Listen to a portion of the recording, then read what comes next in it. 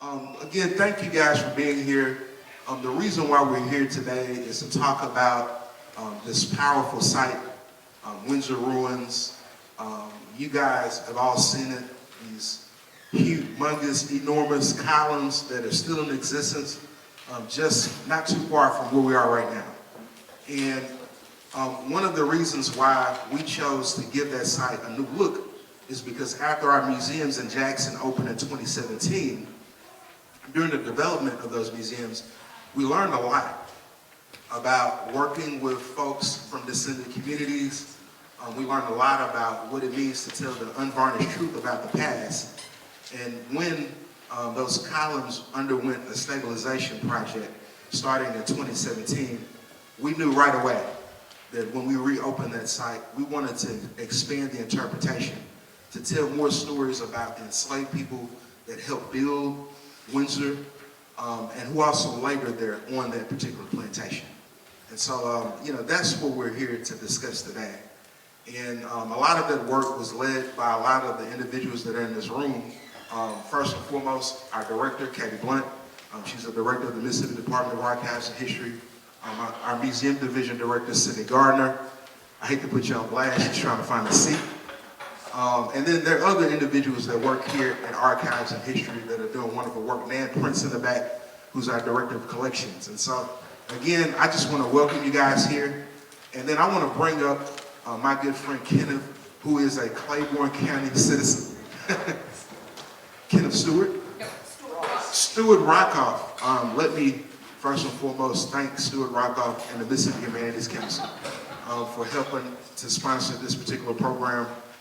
The Mississippi Humanities Council is a great partner in all kinds of ways to the work that we do at the Mississippi Department of Archives and History. With that said, I'm going to bring it up again. Thank you so much. Thank you. Good afternoon. I think many of you may know me. My name is Kenneth Ross. I'm a local resident. And I was asked to come in and introduce our featured speaker for this afternoon. Dr. Jeffries is an associate professor at the Ohio State University. He was born and reared in Brooklyn, New York. He holds a Bachelor of Arts from Morehouse College, summa cum laude graduate. MA from Duke University, and a PhD from Duke University as well. He specialized in American history with a focus on, thank you.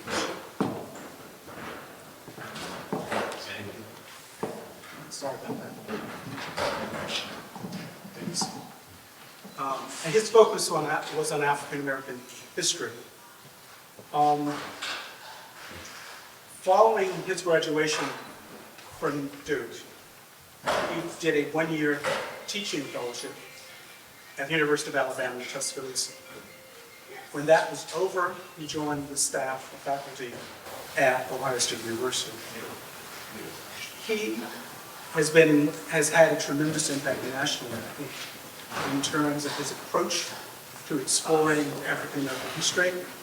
Has garnered a number of awards, including, and particularly for teaching. He was named the Alumni Award for Distinguished Teaching at Ohio State. It is the highest award in teaching at the university. He's had other accolades. I won't go through all of them. Thank you. Can you hear me? Yeah. I have a speaking. Yes. Okay.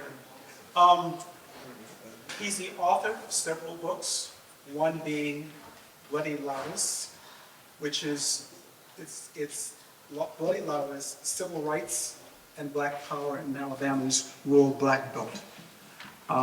It is a history of the civil rights movement in Waters County, Alabama. It's an amazing story. I would encourage all of you, if you've not had exposure to it, to look at it.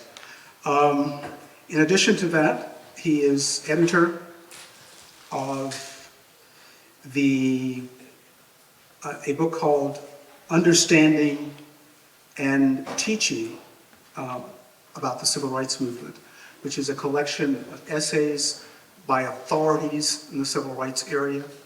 And the focus really is trying to teach folk how to be accurate and effective in the teaching of African American history. From 2010 to 2014, Dr. Jeffries served as the lead historian and primary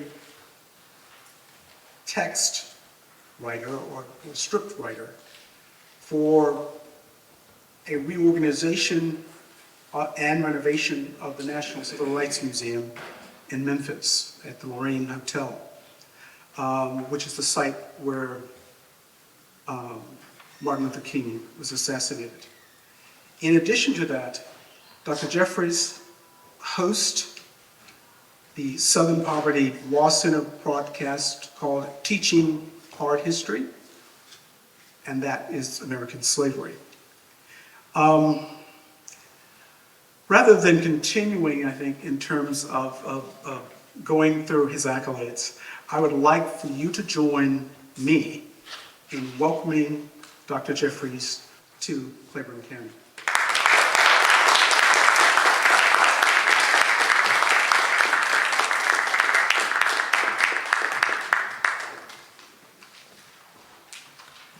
Well, thank you very much, and good evening. It is wonderful not just to be here, but to be back. It's been about a decade or so since I was literally here at Cultural Crossroads.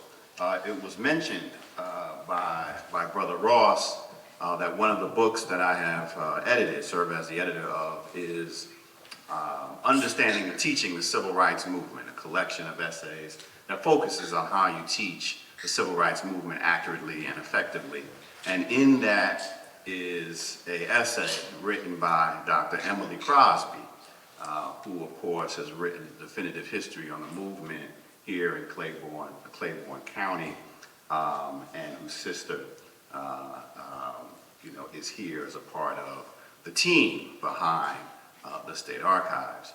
I've known Emily and therefore the Crosbys for almost a quarter century now, and basically I just do what they tell me to do. When I get the call, you need to come on down, then I come on down. That's sort of the way it works, because they do wonderful work, and so it is always an honor and a pleasure to be a part of the projects that they undertake. I've been asked to say a few words, and I'm going to pull out my phone here so I can be mindful of the time. I grew up in New York, but grew up in a Baptist church, so I was looking for the clock. There's usually a clock back there, but I don't see a clock, so I'm going to be mindful of the time. So I'm going to keep my phone out. I've been asked to say a few words on sort of the historical context out of which Windsor emerges. There's a little bit of the historical context out of which Windsor emerges, and then share some thoughts too on this process of historical recovery as we think about how to incorporate descendant voices in the recovery of these ruins, and how we talk and teach about and learn about the institution of slavery today. What wasn't mentioned is one of the hats that I wear is serving as the chairperson of the board of directors at the Montpelier Foundation. Montpelier is the presidential home of James Madison. And James Madison, of course, was the 4th president of the United States, the architect of the Constitution, the father of the Bill of Rights. James Madison was also an enslaver. James Madison enslaved over 100 people over the course of his lifetime, and he never freed a single soul. James Madison was a 3rd-generation enslaver. His grandfather and his father were enslavers before him, We think of Madison as this paragon of democratic ideals, but he also very much believed in the institution of bondage. His family, over 3 generations, held in bondage more than 300 people of African descent. But slavery in Virginia is a little bit different than slavery in Mississippi. In Virginia, the Madisons begin their venture in slavery and buying and selling and working enslaved Africans in the 1730s. In the 1730s, a full century before we see slavery taking root, the plantation boom taking root here in Mississippi. And so, we often think, when I talk with my students at The Ohio State University, I didn't make that up, that's on the checks. As long as it's on the checks. They had a little hard time, we had a tough game on. I know y'all know about football, we had a tough game on Saturday, but we'll get over it. They really should have won, but that's all right. I'm not over it yet, but we will at some point. So slavery, when we think of slavery, when I talk to my students about the institution of slavery, they immediately think about Mississippi. They immediately think about Mississippi, right? Mississippi and Alabama and Deep South, plantation slavery, cotton slavery.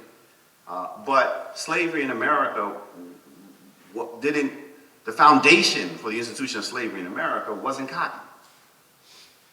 Cotton is a late 18th century, early 19th century development. Slavery in America is built on tobacco. Slavery in America is built on rice. Rice in South Carolina and Georgia, which eventually, you gotta love sort of European settlement, right? Where does the territory that becomes Mississippi, where does it come from? It's carved out of the territory that is Georgia, colonial Georgia and colonial South Carolina. You say, well, how was that possible? Well, when the initial land grants were given to colonial Georgia and South Carolina, they extended to the Pacific Ocean. Like, here you go. Forget about who may be there. We're just going to give you this entire land. It's yours, from the East Coast to the Pacific Coast. And then eventually the Mississippi Territory will be carved out of that. But before we have significant European settlement, significant American settlement in Mississippi, slavery is already firmly established along the eastern seaboard. Right? Rice production in South Carolina and in Georgia to feed enslaved laborers on sugar plantations in the Caribbean, and tobacco production in the mid-Atlantic or upper South in Virginia and Maryland. One thing that's important to understand, and of course slavery existed in all 13 colonies. Right? The upper South, deep South states were states that fully embraced the institution of slavery. They were in fact slave societies versus those states in the North, New York, Massachusetts, or colonies, and then states that were states that had enslaved people. But slavery is a national thing, it's a national phenomenon, and we have to understand and appreciate that. Right? Slavery doesn't end in New York until 1829. Slavery is still permissible in Connecticut up until 1849. 1849. I mean, growing up in New York and going to New York public schools, we were never taught about slavery existing in New York. Slavery existing in Massachusetts. Slavery existing in New Jersey. And it was just as much there as any place else. But when we think about, and this is part of the Mississippi story, when we think about slavery here in Mississippi, it has to connect to slavery in those upper South states of Maryland, Virginia, in particular. Because those states, their slavery was rooted in tobacco production. And tobacco production exhausts soil. If you're only producing tobacco, and you're only producing tobacco for a century and a half, the yield that you will get will be increasingly less than the yield that you were able to produce the year before, and the year before, and the year before. Tobacco becomes increasingly less profitable as we move into the Revolutionary era, and as we move out of the Revolutionary era into the Constitutional era. And those enslavers, the founders and framers of this country, George Washington, Thomas Jefferson, James Madison, they understood two things as this nation was being formed. They understood that slavery was the economic foundation of this burgeoning, this newly born country. So the Constitution of the United States protects the institution of slavery. Period. You have some folk now who want to say that the framers and the founders of this country were really secret abolitionists who planned to deceive for abolition in the Constitution. Well, if that's the case, they were terrible at what they did. Right? Because you're talking about nearly another century and a war, right, to bring about abolition. They weren't abolitionists. Right? They knew slavery was morally wrong and reprehensible. They understood that. They knew they shouldn't be doing it. But they were deeply tied and committed to it. So they believed in preserving the institution of slavery. If you are going to preserve the institution of slavery, you got to have laborers. You got to have African laborers specifically. And so what do we see in the Constitution? One of the three places in which the institution of slavery is directly referenced in the U.S. Constitution, and that is to ban discussion of ending the importation of enslaved Africans into the United States for 20 years. So in other words, in the Constitution of the United States in 1787, there is only one subject named in the Constitution that Congress is prohibited from discussing, and that is ending the transatlantic slave trade for 20 years, until 1808. You can't even bring up the topic in Congress. Why? Because they understood, the framers and founders, our fathers, as we love to say, they understood that this economy of the new nation would turn on maintaining and strengthening the institution of slavery, and that in order to do that, you had to have a supply of labor. And that supply was coming from overseas. And in that 20-year period, more African people are brought to this country than any other time in American history. And they're brought in chains. And then in 1808, Congress decides, yes, we are going to abolish the slave trade. Not for moral reasons, although they knew it was morally reprehensible. Thomas Jefferson writes about that in his list of grievances called the Declaration of Independence. He wants to blame King George. Oh, you made us engage in this terrible thing called the slave trade. And the others who rallied around to sort of edit the Declaration of Independence, they were like, man, Tom, you can't say that. Right? That's a critique of slavery. We can't do that. In 1808, the United States finally abolishes the institution of slavery. Now, part of that they do for sort of racist reasons. Thomas Jefferson was obsessed with Haiti, and the Haitian Revolution in particular.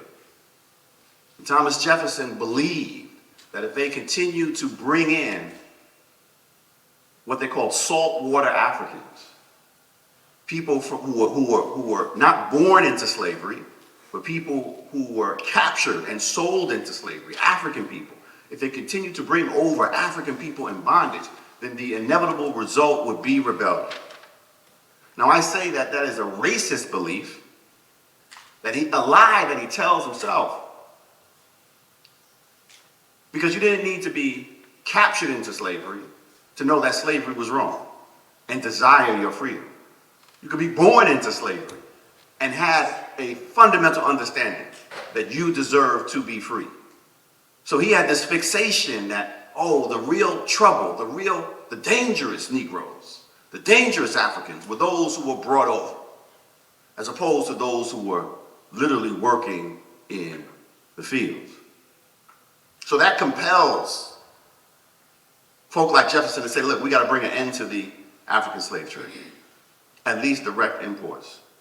But there's another reason, and this is where Mississippi comes into play, is that because Virginia and Maryland have been planting tobacco for so many years and exhausting the soil, many were moving away from tobacco as a crop and moving towards wheat, which was less labor intensive. So now in the states of the Upper South, you have a surplus of African enslaved labor.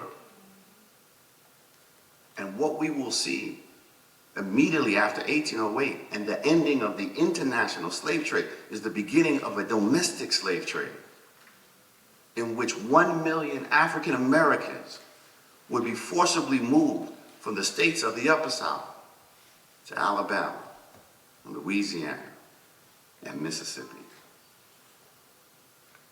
1817, correct me if I'm wrong, 1817 Mississippi becomes a state. Think about what we have now. After 1808, there's a need for a labor supply. That labor supply of African labor, forced bond, the labor will come from the states of the Upper South. You have a labor supply. If you are going to produce cotton, because now it's clear that cotton is of high value as you're moving overseas into the Industrial Revolution, the price of cotton is soaring. You have a demand. You have a labor supply. You have the technology to mass produce, to harvest, and mass produce cotton for exportation because of Eli Whitney's cotton gin, which makes it possible to separate the seed from the boll. So you can now process cotton in mass. The last thing you have a demand for a product. You have an ability to meet that demand because of technological innovation with the cotton gin. You have a labor supply that can meet the labor demands. The last piece that you need is land. The last piece that you need is land. And Mississippi provides the land. 1817, we begin to see Mississippi, of course, it's funny, Alabama. So you know what Alabama was called before it was Alabama? Mississippi, right? And the only reason why Alabama isn't still Mississippi is because enslavers wanted 2 states to come into the Union and not 1. 2 slaveholding states to come into the Union and not 1. It was all about land. The land is seized, is bought through treaties with primarily down here, recognized now as Choctaws, in Alabama with the Creeks. We have a whole Creek Indian War that goes on, the forced removal of indigenous people, Native Americans, Choctaw and others, and when they refuse to sell any more land, then of course they are removed. This is Indian removal, this is Andrew Jackson. So by the time we get to the 1830s, when we begin to see places, land, but the family that will, this is the Daniel family, that will begin to settle here, they're coming from Maryland, states of the Upper South, and pursuing their fortunes on the frontier, the cotton frontier. We like to think about sort of Mississippi's deep roots. Like, half y'all from Maryland. So they come down and they bring enslaved folk who have been enslaved in Maryland. Have been enslaved there for generations. And we see that pattern repeated. Enslaved folk and white enslaved holding families from the East Coast moving into the Deep South. From South Carolina into Alabama, Georgia, further into Georgia, into Mississippi. The title of my first book, Bloody Lowndes. Like, Lowndes is an old English name. But there's a Lowndes, Mississippi, there's a Lowndes, Alabama, there's a Lowndes, South Carolina, there's a Lowndes, Georgia. Lowndes was the name of a South Carolina large landowner, and as South Carolinians moved west to honor their roots, they named their counties after these heroes from the East Coast that they revered. And so this is, when we think about sort of what we're talking about in terms of where we are, there's a definite connection, right, back to what's happening on the coast. So Daniel's families and others will bring a handful of enslaved Africans with them, enslaved African Americans, to carve out this territory, this land, much of which is just given to them. I mean, that's the other thing. Like land seized in treaties by federal government that then gives the land over to large white planters to say, okay, you go do your thing. Just handing it over. Giving it away. We have this myth, right? Like, oh, it's these hard-working planters, right? It was the American dream. It's like, what are you talking about? They gave them the land. They took it and they gave it to them. We'll get to that part of the story a little bit later on. But now we have, so what do we have now? Now we have the cotton boom. Right now we need to talk about cotton. Right? And what happens in states like Mississippi, and Mississippi in particular, right? Is this cotton boom? Right? And the growth of the enslaved population in Mississippi, right? From, sort of early colonial period of 7,000 to statehood, having some 30,000 African Americans. By the time you get to the Civil War, 1860, 55% of the people in Mississippi are African American, are enslaved African. Majority of people in Mississippi are enslaved African Americans. You want to talk about Mississippi history, up until that, you want to talk about during slavery, you need to be talking about a black history story. 55%. But that's not the story we tell. That's not the story we tell. So when you get to Windsor, Windsor is built, the construction starts 1859, right? Why the hell are you building this mammoth mansion on the eve of the Civil War? As my students would say. And I would have to tell them, they didn't know the Civil War was coming.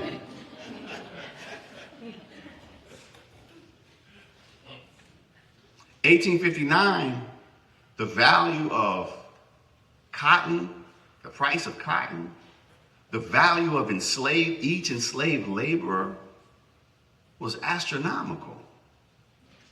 Part of the myth that we tell ourselves, in the contemporary moment, is about the past. It's like, you know what? The founders, they were really abolitionists, and now it was coming to fruition because slavery, everybody understood that slavery was going to die out.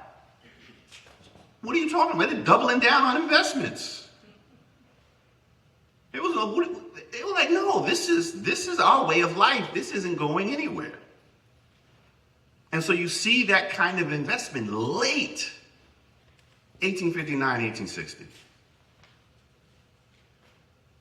to build this monument to the plantocracy. But it's not just a story of, and I'm so glad you're doing the way you're approaching this story, because it's not just a story of, as for so many years it's been told, sort of romantic vision of sort of hoop skirts and sort of the cotillions and balls and this, that, and the other. It's a story of black life, a black community. It would have been wonderful. It would have been wonderful if that fire never took place. And we could see, and thankfully we have, some sketches, and you can imagine, we have a sense of sort of the physical structure inside of those columns. Because if you look beyond and think beyond the parlor and the library and the bedrooms and the columns, you will realize that is entirely a workspace.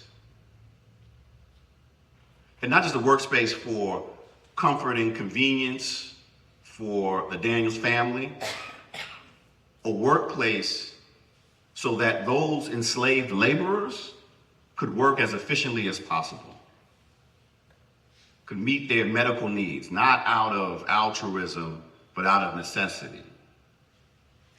Like the whole space would have been designed around maintaining the institution of slavery. It's a work space. And it's not just, we have the pillars, we have the columns.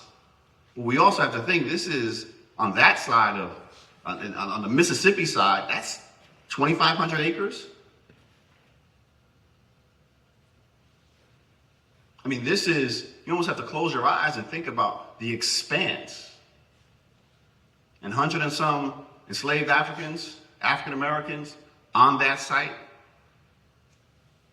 This isn't just, the story of Windsor isn't just what we find in the rubble, in between the columns. And hopefully the Humanities Council will provide enough money that we can do additional work beyond the footprint of Windsor itself. One of the things that we've been able to do at Montpelier is we've been doing a deep archaeological dive into enslaved life at Montpelier. I mean, one of the things that you have to realize that the Daniels family or the Madison family or Mount Vernon and George Washington, these folk are actually living in a black community. They're actually living in a black community. Everything, just about everything that you will turn up in terms of the archaeological record reflects life in a black community.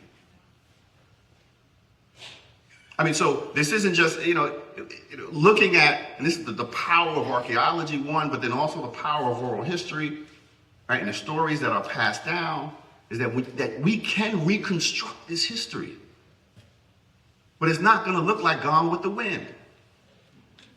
It's not going to look like nostalgia for a past that never existed. It's going to look like reality. And that reality is black families, African American families, many of whom were separated from family in Maryland, forcibly moved down here, have to reconstruct family in a new place with new people, sometimes sold away and separated again. And yet they are able to build community, build families, serve as the experts in making this place run. I still marvel because we get these visitors who will come to, Montpelier or Monticello, and they would be the same folk who will come down here and they want to talk about, they'll ask questions of our docents about sort of James Madison as this sort of rugged farmer. You think he was doing this work? Making all the bricks on these plantations? Serving as a blacksmith? Managing crops? Like there's a degree of expertise. There was some conversation coming out of Florida. We got some issues with talking about history, apparently. Coming out of Florida, and Governor of Florida, Ron DeSantis, the other day, a couple months back, was talking about blacksmiths, well, African Americans, in this new curriculum. Like they learn skills, blacksmiths. So like one, black folk were bringing over those skills with them, passing them from down generation to generation. But even after emancipation, they're certainly not getting paid for it while they're in bondage. And after emancipation, what happens? It's not like that, not like you had white folk who were like, oh yeah, now you can compete with us with those artisanal skills that you developed during the institution of slavery. Like that never happened. That transition, and we see it here in Windsor, that transition. The story of Windsor isn't just a story of, a building built before the Civil War that then sort of plays this role with Grant and others. The story continues from slavery into freedom. One of the things that we do a terrible job of in our classrooms is we stop talking about slavery too soon. We ended in 1865. And by that I mean we stopped talking about African Americans. Because the idea of the institution of slavery, what was behind it, this belief in white supremacy and controlling the labor of black folk, didn't suddenly disappear when the war was over. Right? There are real adjustments that are made afterward, but the desire of former enslavers to control the labor of African Americans continues. That's why we get Jim Crow. There are some who will say, well, on a place like Windsor, it's clear that you had some 130 or so enslaved Africans at the moment of emancipation, and you might have as many as 100 who stayed. And for generations, we were told, this is part of that lost cause myth, that those black folks stayed because they loved their masters. They just loved white folk. They couldn't imagine any going anyplace else. And of course, that's nonsense. I mean, the reason why black folks stay, the reason why black folk would stay in Windsor, on that land, the reason why we see the majority of the slave folk on large plantations will stay after emancipation. One, where else the hell were they going to go? There was nowhere else to go. Union Army wasn't telling them, hey, come on over here. Everybody's welcome in New Orleans. Like, that never happened. In fact, Union forces were like, stay put. Continue to work on the plantations of your enslavement. But even more important than that, and this is why incorporating descendant voices into any project that's about recovering the history of these sites of enslavement, it's like this is where community was forged. Like, yeah, these were the sites of people's enslavement and bondage, but these were also the sites where they survived slavery. Understood that they were a laborer and be an African bondage. Somebody who still finds time to laugh and to love and to cry, to have children, to draw connections between past generations and to be thinking about the future. What does it mean to take them seriously as political thinkers? That they have a clear idea of the stakes in every action that they take. To add their perspective and to the broader something that just, and I'm feeling like, okay, well, what is this, right?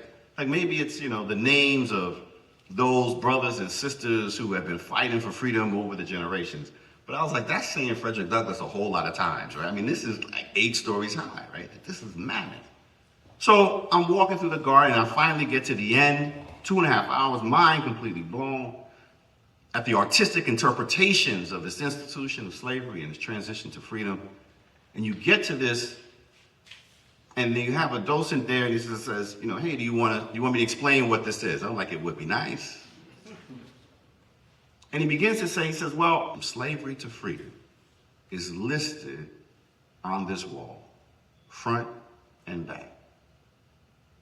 And they have a QR code, and you can scan the QR code and put your name of your descendants, Jeffries, Cephas on my mother's side, and it will tell you where on the wall to find that name.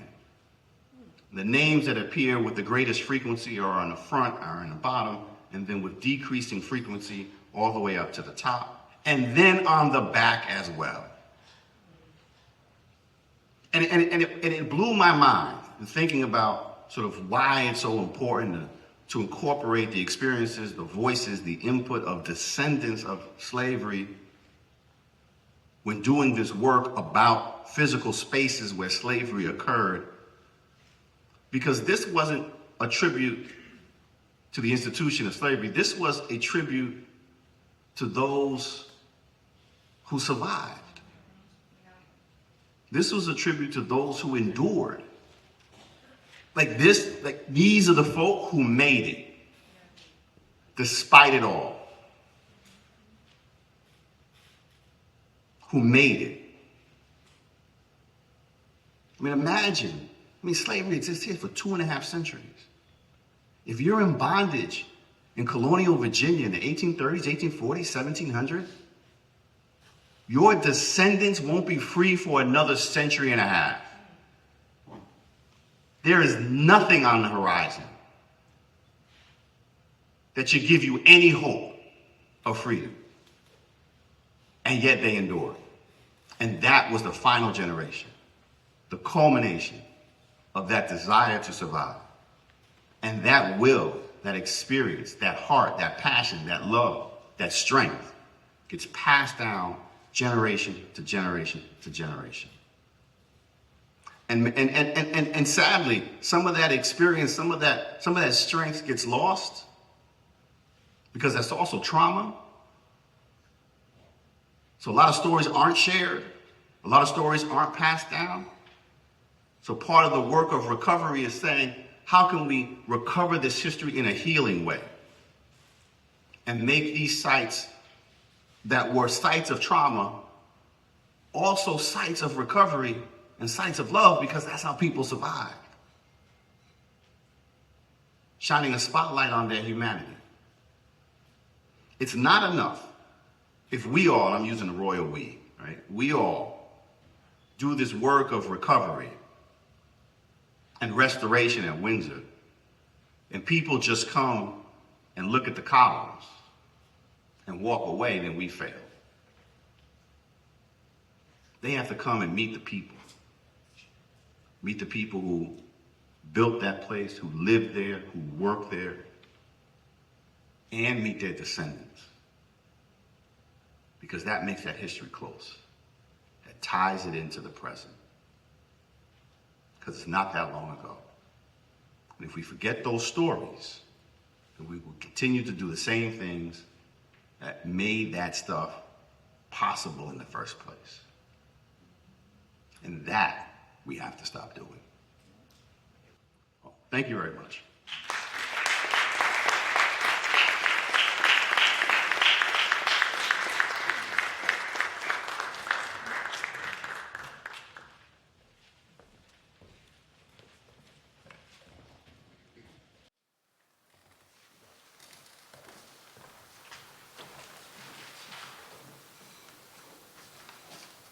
Well, let me just apologize to you guys at the outset that I have to follow up that great presentation.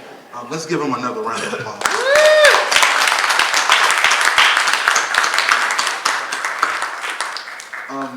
So what I'm going to do is just kind of talk a little bit about the process, how we engaged in this research project, and also kind of how we engaged with the community, and then also our findings, which I think is really, really fascinating.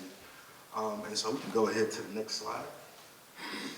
And so Windsor Ruins, well, let me back up a little bit. This project comes out of the work that we did to create our state history and civil rights museums.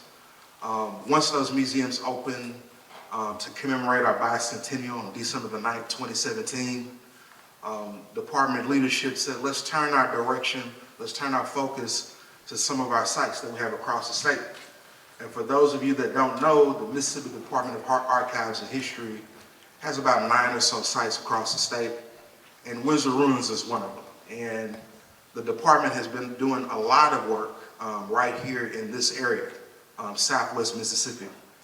We've got a couple of projects that we're working on in Natchez, for example. I see my good friend Roscoe Barnes from Visit Natchez back there. Thank you for being here. But you know, we're working on a new project to create a new museum at the Grand Village of the Natchez Indians.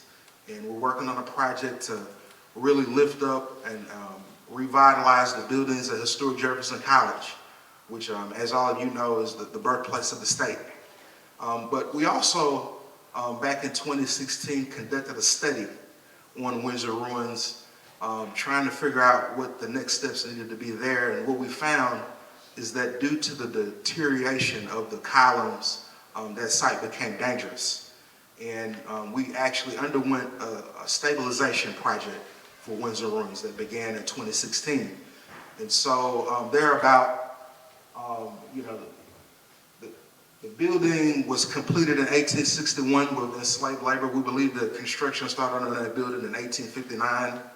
But our research, and we'll talk about this a little later, actually goes all the way back to when the Freelands operated the land as well. And one of the reasons I printed out this presentation is so I can look at it in front of me instead of having to turn my head. But Windsor is a huge Greek revival house. Like I said, it was completed, it was constructed with enslaved labor and the labor of very, very talented artisans. And it was one of the largest residences in the state before the United States Civil War.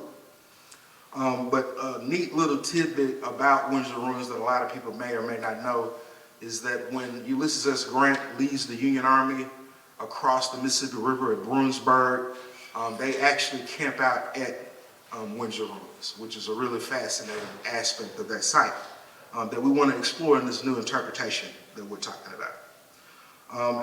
As we all know, in 1890, that particular site was destroyed by a fire, leaving its enormous columns. Windsor was listed on the National Register of Historic Places in 1971.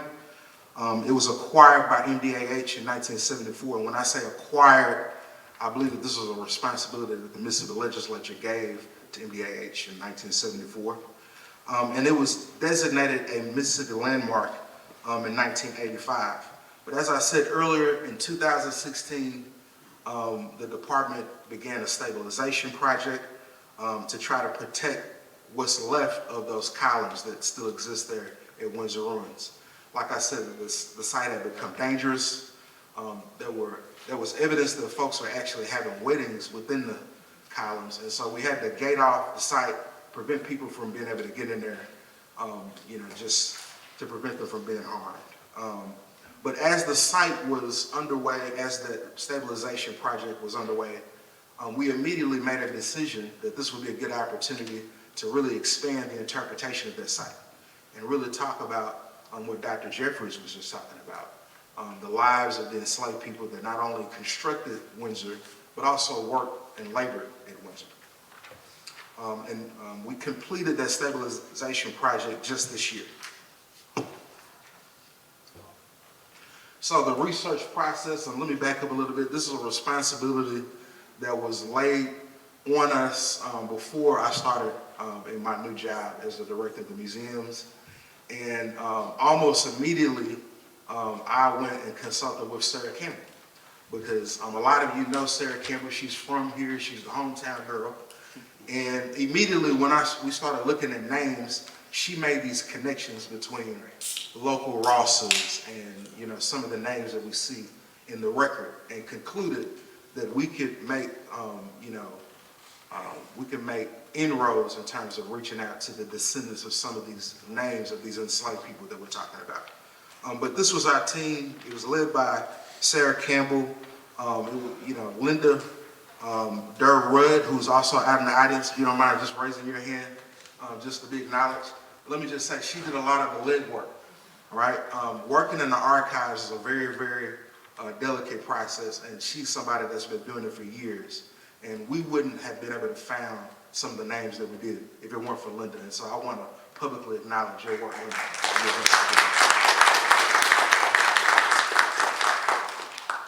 Some of the sources that we use, where do we get our information from?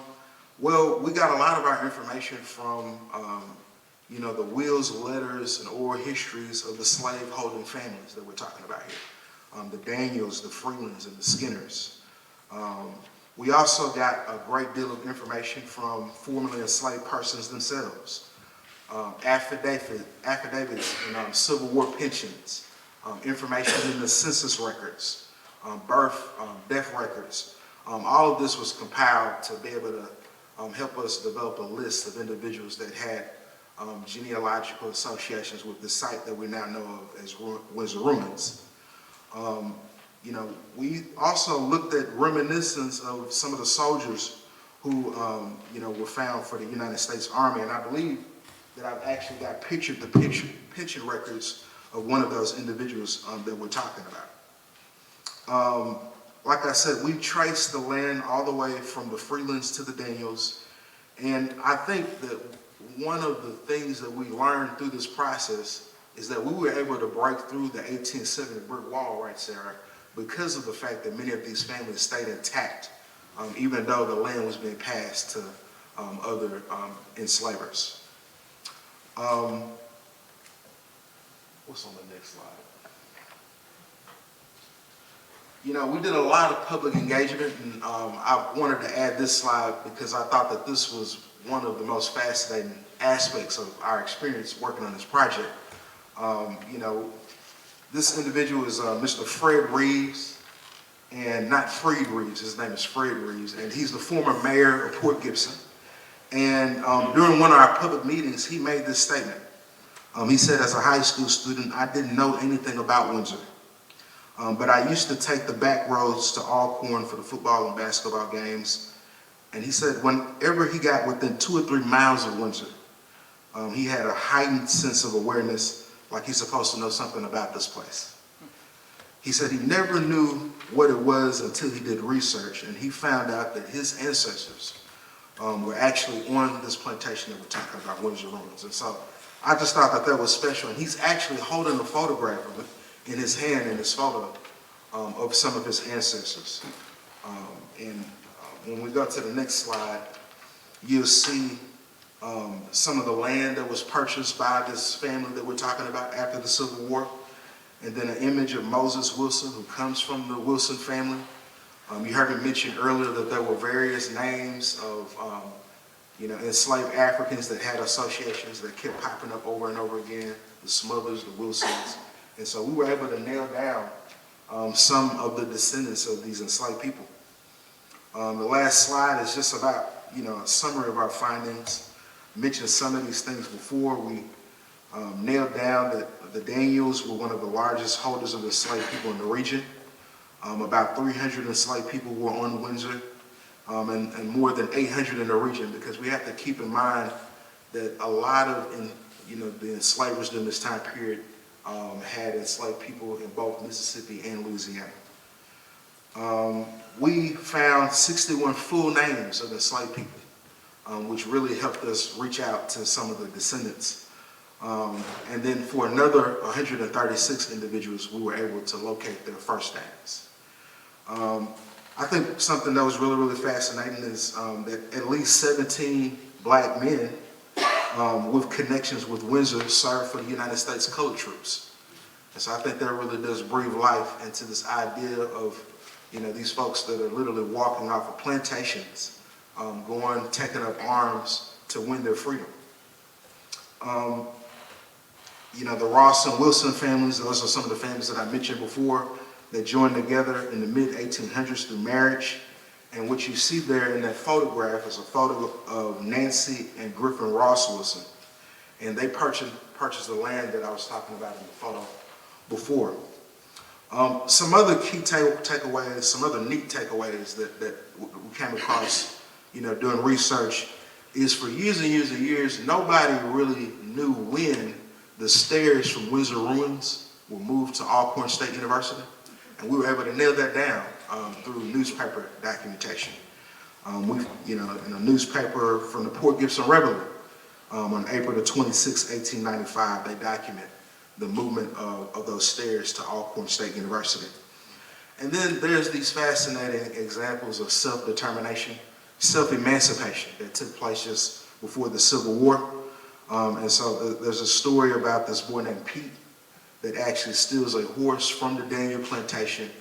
And my assumption is that he is riding off to freedom on that horse that he stole. And the Daniels actually put an advertisement in the paper describing the horse and the young boy that stole it. And so, in summary, we are using all of this information and the information that Kenneth Aside is about to share after I get done to develop new interpretation at the site. Kenneth is going to come up and talk a lot more about the Native American experience at that site and how we're going to discuss that as well. Thank you.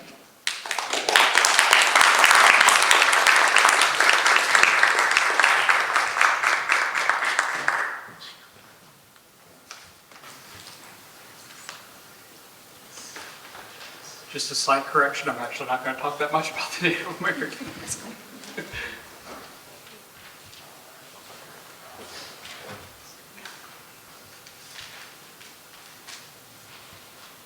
Also, I apologize, a lot of my presentation is going to be visual. I wasn't exactly sure what kind of situation I have, so I apologize if any of it's hard to see. Good afternoon, my name is Ken Hasan. I'm an archaeologist with MDAH. Additionally, we have Leanne Went back in the crowd, who has also been instrumental in this project. I'll be sharing some of our current and planned investigations into the vicinity in and around the Windsor ruins. I want to start off by stating that we are still in the very early stages of our investigation. As such, there will hopefully be many updates to come, and many different routes our research can go from here. It may also be a while before the stories of individuals who resided here can be told via archaeological means, but we have at least started the process of attempting to do so. Next slide, please. Okay. Although archaeological work, y'all can hear me, right? I'm sorry. Yeah. Okay. Although archaeological work has been conducted at the Windsor ruins during the 1970s, 2010s, and in 2022, the previous projects have all focused on the house and the columns. The first excavation in 1978 was especially useful as it confirmed the general floor plan of the manor, producing the map you can see in here. It is useful to point out that at Windsor, the basement was the ground floor, followed by the first floor at around 10 feet off the ground, where the staircases would lead you. Then you would have the second and third floors. This will come up in just a second again. No archaeological investigations have been conducted outside the immediate vicinity of the house, or even the area other than those at the Windsor Mounds, located under half a mile north of the site. We're wanting to change that, as well as try to shine a light on the stories of the enslaved peoples, the freedmen, and the tenant farmers who lived here. Next. What finally got this project moving a little bit more was the smokehouse of the original plantation. During construction monitoring for the 2024 Windsor Walking Trail in April, the southwest corner of the smokehouse was located about 5 meters or 16 feet from where it was supposed to be. It was then excavated by MDAH archaeologists to confirm that it was indeed the smokehouse, and it was reburied to preserve remains of the structure. Although you can no longer see the smokehouse or our excavation, I do have a video that shows a 3D model I created from scans of the archaeological feature. Could you play the video? Okay, awesome. Sorry.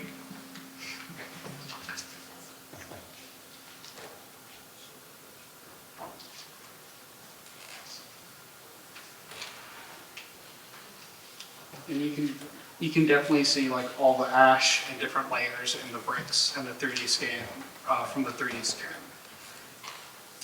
This discovery helped reiterate that almost all the outbuildings associated with the plantation have not been searched for, and their locations have been lost to time. Additionally, it finally allowed us to purchase a ground-penetrating radar and prompted the look for those structures, as well as any other major features in the area. Next. Thank you. Since we cannot do a full investigation of the original property, we have to narrow down where to investigate.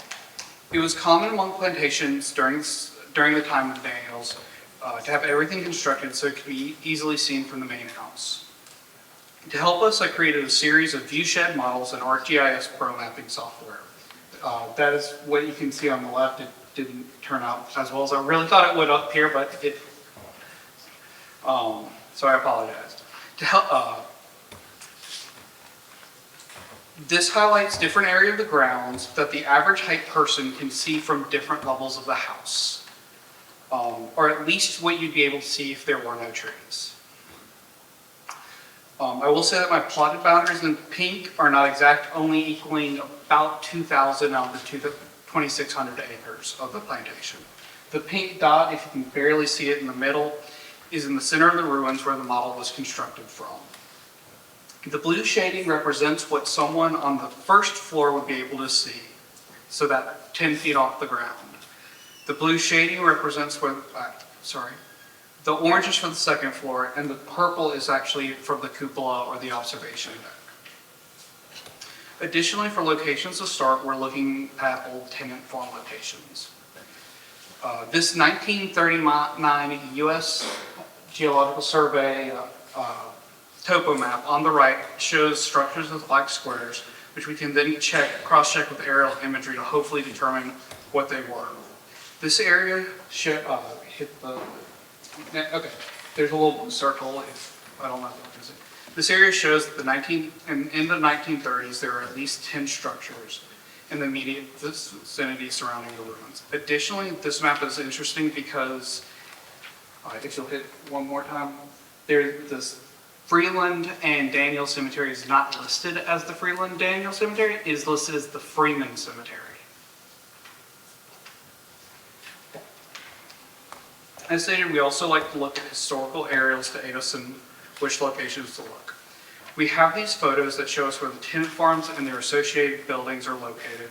And if you look at the 1937 Turin aerial on the left, we can see that there are 5 buildings, if you'll hit the next, 5 buildings that are located in the immediate area.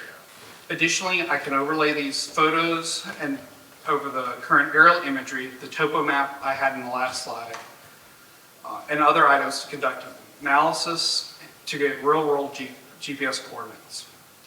As it wouldn't be a real archaeological presentation without artifacts, let's take a look at a couple now that are associated with the manor and the dotted tenant farm. This tenant farm, located immediately north of the ruins, was built most likely in the late 1890s or early 1900s, and it clearly shows up in all the 1937 documentation. This photograph was actually taken somewhere between 1965 to 1970. This building was demolished in 1996. Here I'll share 2 artifacts that are most likely associated with the tenant farm and one with the manor that was recently reassessed by Mississippi State. The first is a creamware serving spoon, most likely manufactured between the 1750s and the 1850s. This was found just outside the tenant structure, where the tenant structure was. So there's a high chance that it was originally part of the Daniel kitchenware, and then it was repurposed by the tenant farmers who lived there. Next, this is 2 pieces of a jadeite class cup that we know was manufactured between 1945 and 1975. This definitely would have been used by the tenant farmers. And lastly, we have artifacts from the 1978 excavation that were cleaned and reanalyzed by Mississippi State's Curation Field School this summer, and they realized that this piece and several others described as other items in 1978 appear to actually be parts of one of the iron staircases. Once we have an idea where we'll start and what we're looking for, we'll start using our ground penetrating radar to help us find any remnants.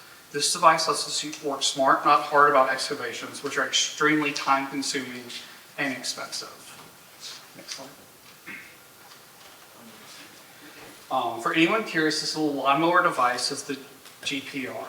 It collects this data via radio waves that are pulsed into the ground every so often.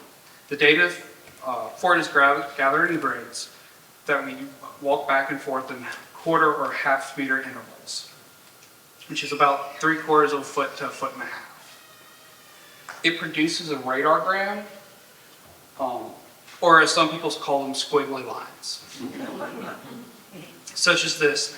And it actually has on the x-axis, has the distance, while on the y-axis, or going down, it has the depth.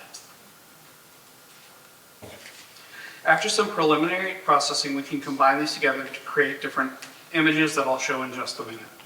For the Windsor area, we decided to start our survey at the main house to test out the device, how well it works with the local soils, which is a large concern for us, as well as to establish our methodology that we can use to make sure that when we radiate outside of the house, that we have everything down packed, so that this is the test subject and not something outside of the manor.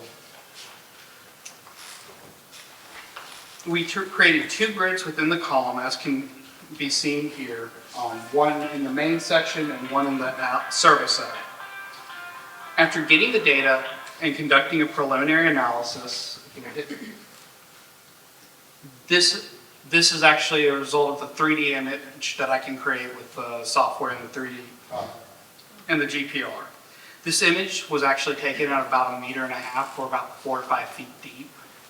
And you can clearly see the foundation walls layouts, several anomalies, including in the dead center of the house, and we actually think we found part of the area that would have supported the dumbwaiter. And these are all anomalies that will also be investigated in the future. These results also inform us that our device works perfectly with the soil around the former plantation, and we can continue on. Now for our future work plans. Unfortunately, this is as far as we have achieved. As of right now, our future plans include, if you'll hit, okay. Searching for the structural remains in the area, especially the plantation outbuildings, the enslaved people's quarters, and any additional tenant homes.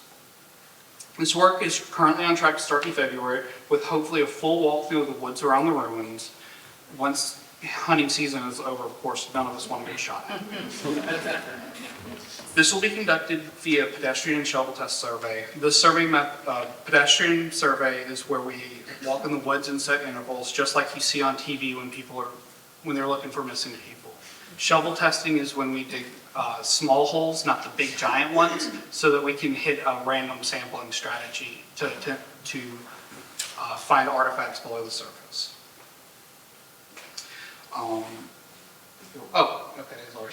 Okay.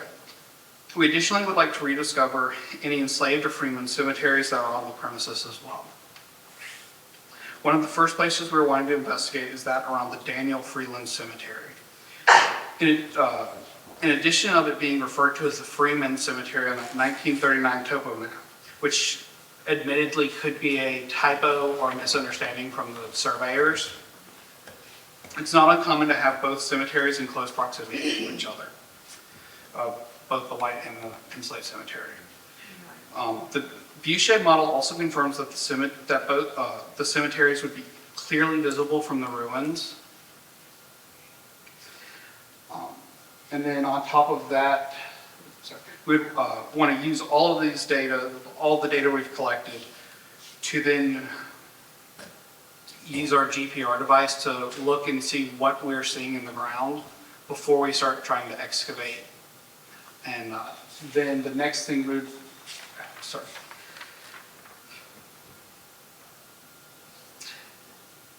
we hope that these would lead to excavations, and we would like to host some public ones if we get the opportunity to do so. Once we get a little farther in the process than we are right now, we'll start reaching out to descendant communities in the area, and we want to work with them to work on different areas y'all are curious about that we can get into, or the different stories that the descendant communities would want told. All the while, I'm still digging in documents and maps to see if I can find any evidence of what buildings were on the premises and where they were. One last item I wanted to share with you is this drone photo I took a few months back. This photo is facing the area west of Windsor at a height of about 70 meters or 230 feet. To help illustrate how close the river would have been at the time, in the 1860s, the river would have been right around here at this tree line. This is a little less than 2 miles away, located at Bruinsburg, where General Grant landed during the U.S. Civil War. The river moved to its current location between 1909 and 1939, according to several U.S. Geographical Survey topo maps. Other interesting landmarks include these agricultural silos, which are actually 4 miles away, and that's on the west bank of the Mississippi River. And then you can barely see it, because I can barely see it, but there's a water tower there that's actually 7 miles away in St. Joseph, Louisiana. I know it's a little bit of a side topic, or side tangent, but I figured it was worth mentioning so y'all can see actually where the river and everything and how close it was to the ruins. With that, I want to thank you all for coming and letting me have the opportunity to speak to y'all today.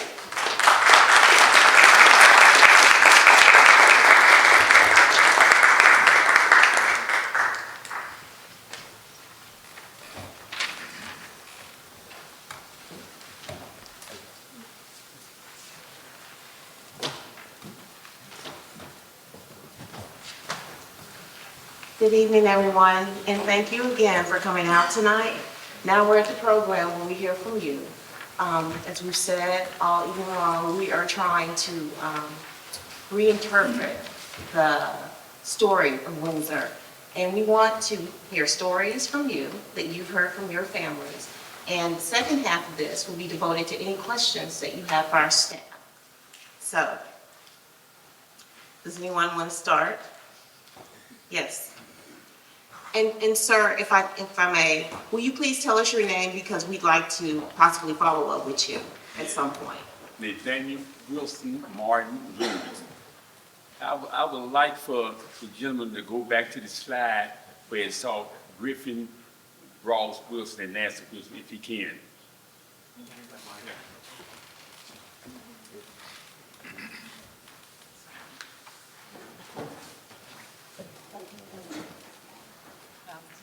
We'll pull it back up. Okay.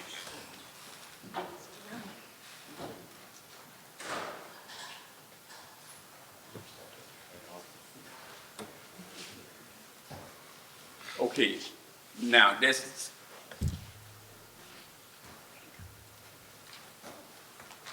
You had it on this, no? Jack Jeremy? You had it with Amazon. Awesome.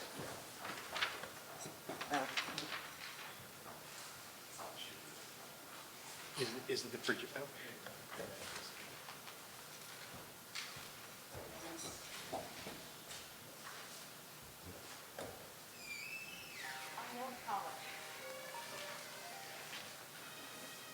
While they're retrieving that slide, did you have a question that you wanted to ask related to it? no, not a question, but just comment. The Griffin, Ross Wilson, and Nancy Wilson have great grandchildren here tonight. And where they stand down right here, we are great grandchildren of right there, Nancy and Griffin Wilson.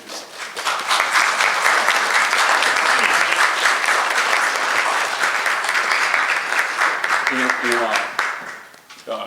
his mother and his mother used to call Nancy Ma, and they grew up right on right off of what became address name?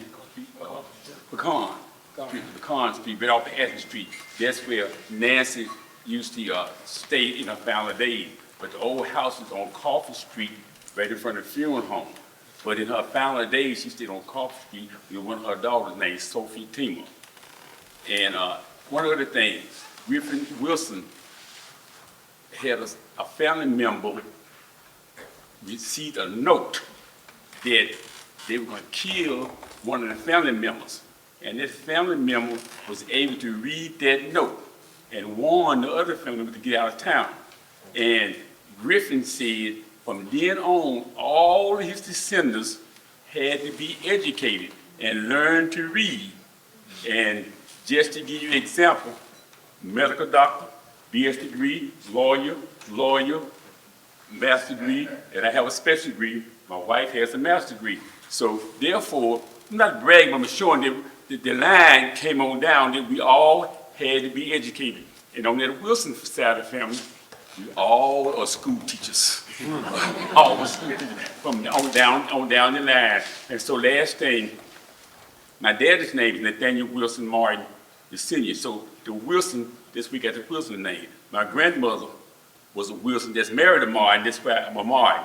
So my name is Wilson, but I very seldom use it. My son is Nathaniel Wilson Martin III. My grandson is Nathaniel Wilson Martin IV. But I'm the only one very seldom use the middle name Wilson. But they all use it, and we got it right there from Griffin and Nancy Wilson right there. Amen.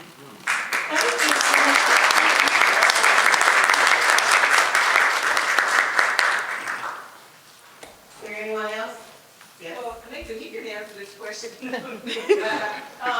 The name says Griffin Ross Wilson. Would that be anyone from Prospect Hill that was interrelated to you guys? Prospect Hill, from the Ross family.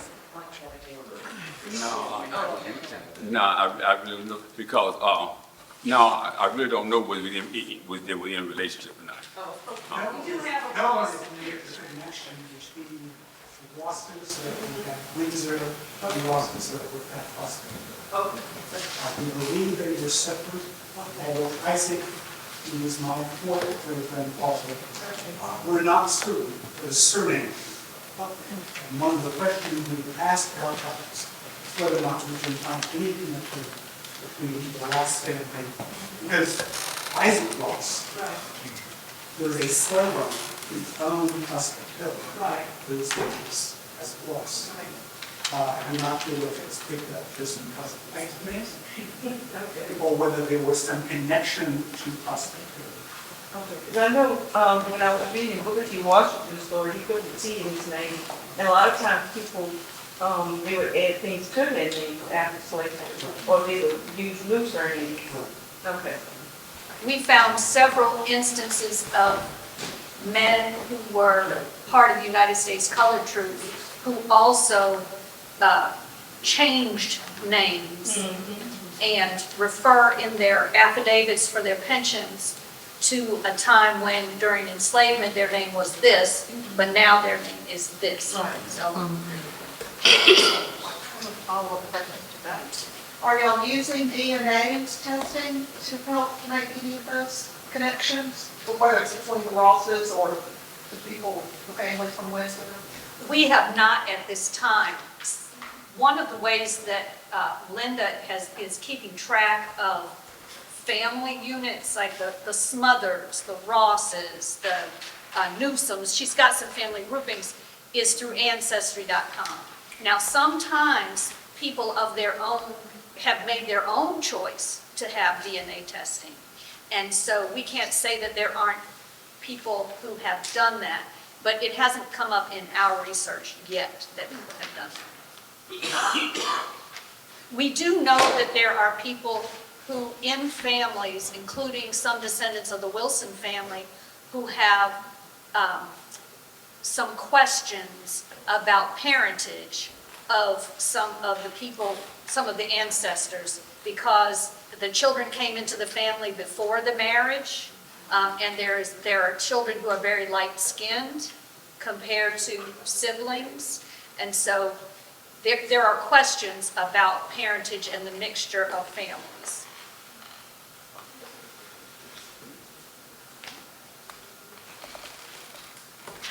Are there any more questions or stories from the audience? I have one thing. Yes. I'm three grandchildren of Griffin Ross, and in 2015, I had the opportunity to meet a descendant of Thomas Freedman. Thomas Freedman IV, he was a law professor at Ole Miss at the time, and so we were able to put a face to the enslaved and the enslaver. So we have, just so that people know, we are in conversation with descendants of the Daniels family, the Magruder family, and so some of them have been helpful to us and have shared artifacts and information, including helping us to find names like Mr. Snow, who was one of the last African Americans to be living at the site, and we found some records of his ancestors through them. None of them were able to be here today, but they are informed of the process and are supportive of the continued research and the expanded interpretation.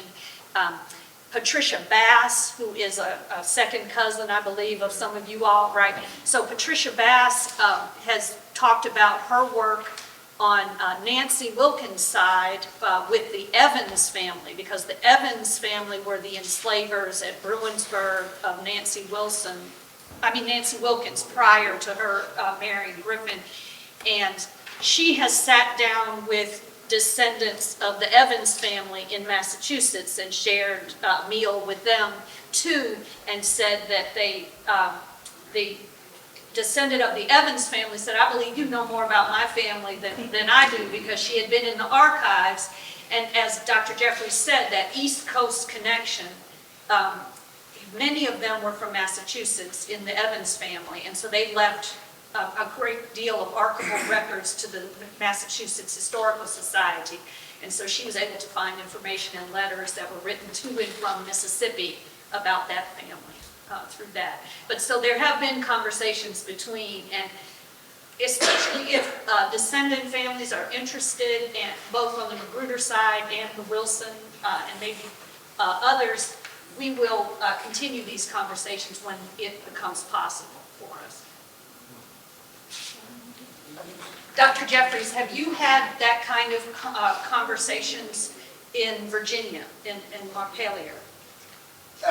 Yes, conversations Between Madison descendants and so descendants of...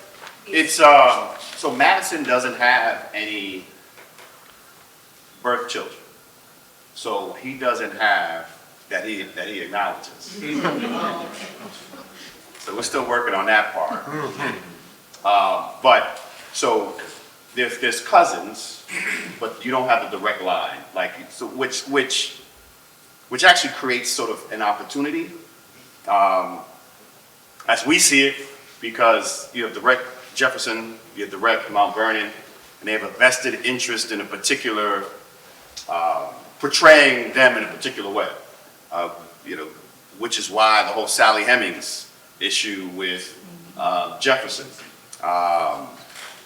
and the descendants of Jefferson through Sally Hemings, because those white descendants, were very protective of the image of Jefferson. And so not having a direct Madison descendant line has actually enabled us more recently to do things that Monticello and Mount Vernon haven't been able to do. So it's wonderful to hear that descendants on the enslaver side are open to these conversations. It's the history. The history happened, right? Nobody alive today is responsible for anything that happened then. That's not even a question.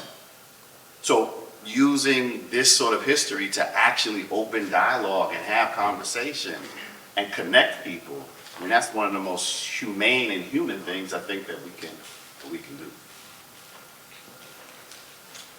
Yes, sir.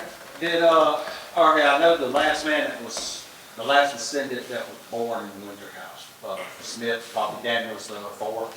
Yeah, and so he passed away like the early 1970s or something. He's the one that gave the opportunity to stay, right? That's not quite right.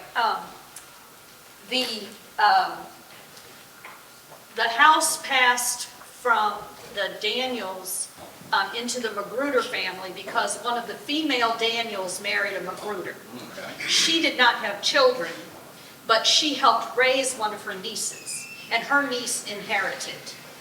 And so even though Smith Coffee Daniel IV was living at the house for a very small amount of time when he was young, one of the things I discovered about this during this research, and you can see how big the house is, it was a multi-family housing unit. So multiple generations and even siblings in the grandparent generation. So there were 3 sisters kind of living under the household roof with or without husbands and widowed. So there were many families connected, but they didn't necessarily inherit the mansion part. And some inherited other properties, because Smith Coffee Daniel owned many more properties than just the Windsor plantation. So where I was going with this, so I know he worked with MDAH and with some oral history and what he remembered of the house, because I think it hurt when he was like 4 or 5 or 3 or so years old. And Samuel Magruder also gave us a family oral history. Were they able to get any insight onto the family names that were either the tenant farmers or the enslaved folks that lived there and locations of the houses? Actually, very few, in honesty. They didn't really know last names. They remembered first names. They did remember Mr. Nick Snow, who was on the property, and we did find his ancestors. But they remembered a name like Aunt Emily, who was in her 90s when she was still in service to the family, but not full names. But what was interesting to us, and Linda can tell you as well, is that we found more surnames in these will records than I think we expected. And if you will turn over your program from tonight, we did list there for you the names and surnames in the cases in which we had them, and then just the first names in the other cases. I think it was mentioned earlier that in many instances, just like Dr. Jeffries said, there were generations of white families owning generation of African-American families in certain instances. And so if we look at the Skinners, which was some of the women that the Freelands married, the Freelands, and then Catherine Freeland marries a Daniels. So they all come together like that. But you can see the passing down of enslaved people in bondage through generations. And the will records, very helpfully in some cases, had little parentheses where they would list Ned, Prissy, and their children, which are the Wilsons. And we can follow them in generations through the Daniels and Freelands. So that was kind of a surprise to me that we would be able to trace people through generations like that by including those other families. Yes. Just a comment. Wilsons came from Harrison County, Maryland. Harrison County, Maryland. They never, how they got the last name, the surname, I don't know, but it came down to Frisbee Freeland. And they never changed their name, it never went by the name of Freeland. They always kept Wilson.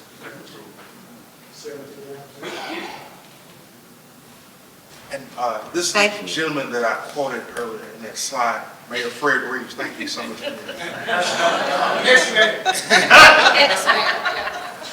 Yes.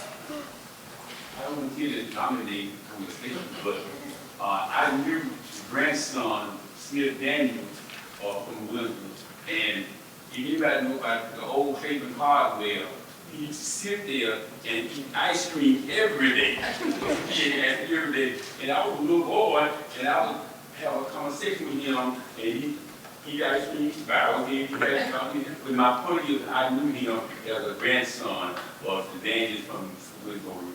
And our great-grandmother back there, she worked there, Nancy, she worked there, so that's why I had to work from Jackson, and you hear the teachers, because when they called and said what was going on, I was in Jackson, and I had go maybe, and I'm so glad, and one last thing, I love the presentation because I'm an old history teacher. I probably can't resist one more thing. Sure. Is the connection also to Alcorn State University. And so one of the things that is a great opportunity for people in this county was the fact that there was an institution during Reconstruction created for the education of the formerly enslaved. There's all kinds of issues with, the reasons behind and what courses of study were offered and different things. But nonetheless, I believe we have at least 5 generations documented in the Wilson family of people educated at Alcorn State University, including, my classmates and the children of my classmates who are in this family. And so that connection and that ability to have the opportunity for education was pretty remarkable in terms of proximity. Alcorn is right there, the river is right there, Windsor is right there. So there's just a lot going on that makes this a pretty interesting historic site. Patricia Batchman. Okay, Patricia Bass mentioned Jackson State. It's okay. I think a few of y'all let a few got away, right? One other thing. Yes. I did research with Eddie Scott, my cousin in Chicago. We thought that our ancestors came out of Angola, Africa. But we found out they came, Ned Wilson was born in Africa. He came from Ghana, Africa. And we've done the DNA research. And that's where it shows that the Wilsons originated, Ghana, Africa. Yes. One comment. Currently living in a Windsor community, Windsor Austin community. My husband's grandfather moved that stairway, the stairs, to an Alcorn chapel. Oh. And his name was Matt Caddy. And that was the family has known that forever, but he did an interview with Alcorn State, and that's how everybody else found it. So just wanted to add that to That's a great detail, but because the Cadney family does come into Yes. Linda has Cadneys on our chart. The Cadney and the Atlas family. And The Atlas family lived at the base of the Windsor on the left, the house was torn down. They live right there. And Mr. Boyd Ross lived on the right side of it. Can I have your name? Your name? Teresa Allen. Thank you. Teresa Allen. Okay. Are there any more comments or, yes? I have a question. Since Michael Greville was the first president of Alcorn, did he have any interaction with any of these families? It's hard to say. We have pulled the records of students and officers associated with the institution starting in 1871, 1872 kind of school year. And it's early stages. We've pulled a lot of those names, but now we need to get them in our database and start cross-checking and searching. So don't know for sure.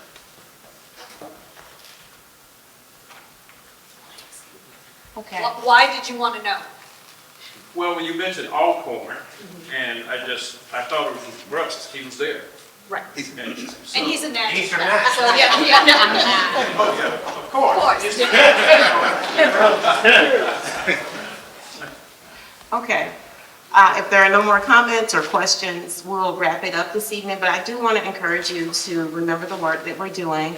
As the professor said, we are recovering history, and we'd like to hear any stories that you have to share with us, and you can find us at the web, mdah.com. .ms.gov. .ms.gov. Okay. Yes. I guess before we officially wrap it up, I know y'all all gonna call off it, but insert myself into the program. I certainly want to thank you all for coming. I am Felicia Herrick, President of the Board of Directors for Mississippi Cultural Crossroads, wonderful organization which was originally founded by, the cards are up there, and hold on for the little nice card. Originally founded by Patty Crosby, and some of the out here that there is a wonderful exhibit at the Mississippi Museum of Art entitled Of Salt and Spirit, the African-American quilters in the South. I mean, it's a fabulous exhibit. And there are about 21 quilts from that came from here. And the exhibit will be there open until April. But if you're anywhere in this area, stay tuned because there will be some additional programming here in honor of that exhibit and the quilting tradition of Southwest Mississippi. So we'll be there.